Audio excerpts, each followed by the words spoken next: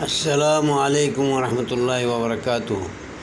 محترم سامعین، خواتین و حضرات، اجالا چاندنی امید اسلامک چینل سے میں آپ کی خدمت میں پھر ویڈیو لے کر حاضر ہوا ہوں۔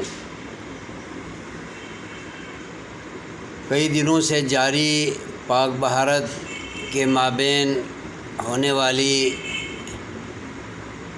جنگ بندی کے حوالے سے میں پاکستانیوں کو مبارکباد پیش کرنا چاہتا ہوں۔ اللہ تعالیٰ نے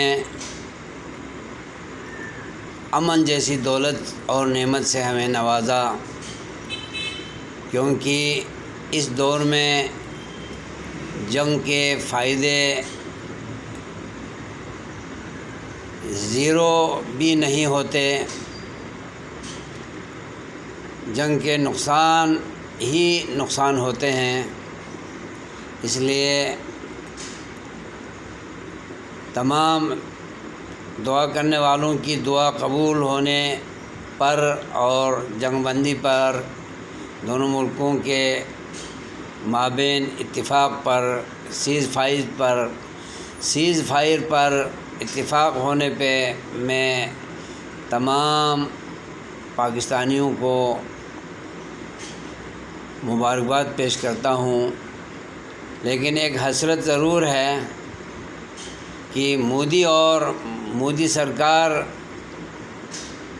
کی کچھ اور مرمت ہونے کے بعد سیز فائر پر اتفاق ہونا چاہیے تھا۔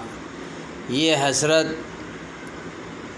رہے گی، یہ افسوس رہے گا، کیونکہ یہ برصغیر کے خطے کے لیے بلکہ اس کے گرد و نواح حدود اربعہ میں جتنے بھی ممالک ہیں ان کے لیے یہ ناسور بنا ہوا تھا، فرعون اور نمرود کی حیثیت اختیار کر گیا تھا۔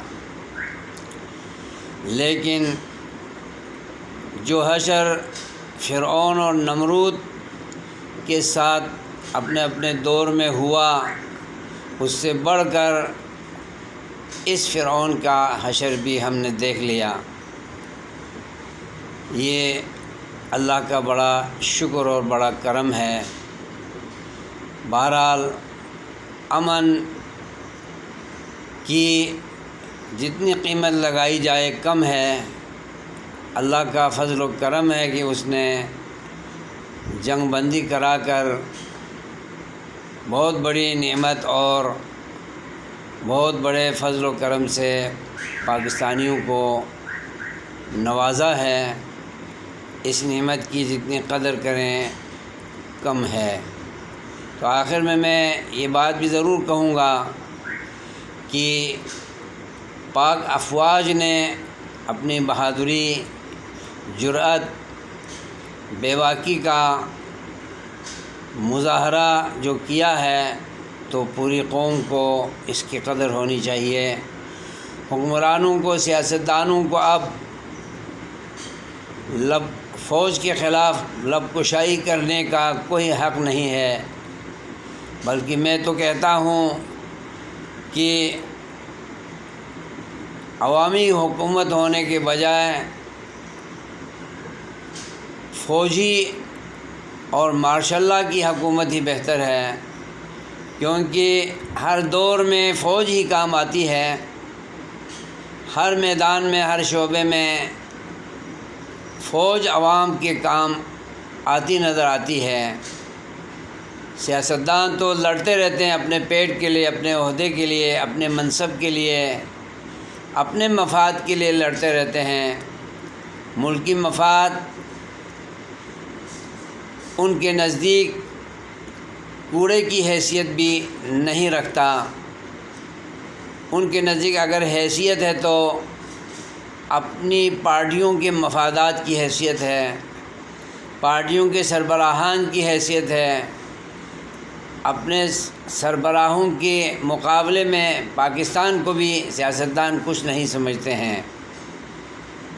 اس لیے میں اپنی رائے کے مطابق، میری رائے سے بہت سارے لوگ اتفاق کریں گے انشاءاللہ کہ فوجی حکومت ہی صحیح ہے۔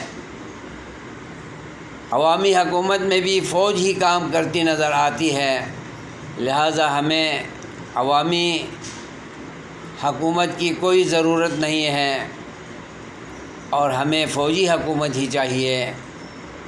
آئندہ اگر کسی سیاستدان نے، کسی پاکستانی نے فوج کے خلاف لبکشائی کی، فوج کو برا بھلا کہا اور فوج پر اپنی زبانیں دراز کیں، تو ایسی زبانوں کو کاٹ دینا چاہیے۔ اور اب کوئی اختیار نہیں ہے اور کوئی حق نہیں ہے اس جنگ کے جیتنے کے بعد پاکستان کے ایک ادنا فوجی کو بھی کوئی پاکستانی برا بھلا کہے، اور برا کہہ کر پھر تھوک کر پھر اپنے تھوک کو ہی چاٹنے کے لیے تیار ہو جاتے ہیں۔ گالی دے کر اسی برے آدمی کو بعد میں سر پہ اٹھایا جاتا ہے، اس کو سر پہ اٹھائے بغیر کسی کا بھی گزارا نہیں ہوتا۔ تو پھر ذمہ میں حکومت ہی فوج کے حوالے ہونی چاہیے، کیونکہ ہر آڑے وقت میں فوج ہی ہمارے کام آتی ہے۔ لہٰذا پارلیمانی نظام فرسودہ نظام ہے، ہمیں فوجی نظام ہی بہترین نظام لگتا ہے۔ اللہ تعالیٰ پاکستان کی حفاظت کرے، پاکستان کی سرحدوں کی حفاظت کرے اور پاکستانیوں کی حفاظت کرے۔ امن و امان ہمیشہ پاکستانیوں کا مقدر بنائے رکھے۔ آمین۔ والسلام علیکم ورحمۃ اللہ وبرکاتہ۔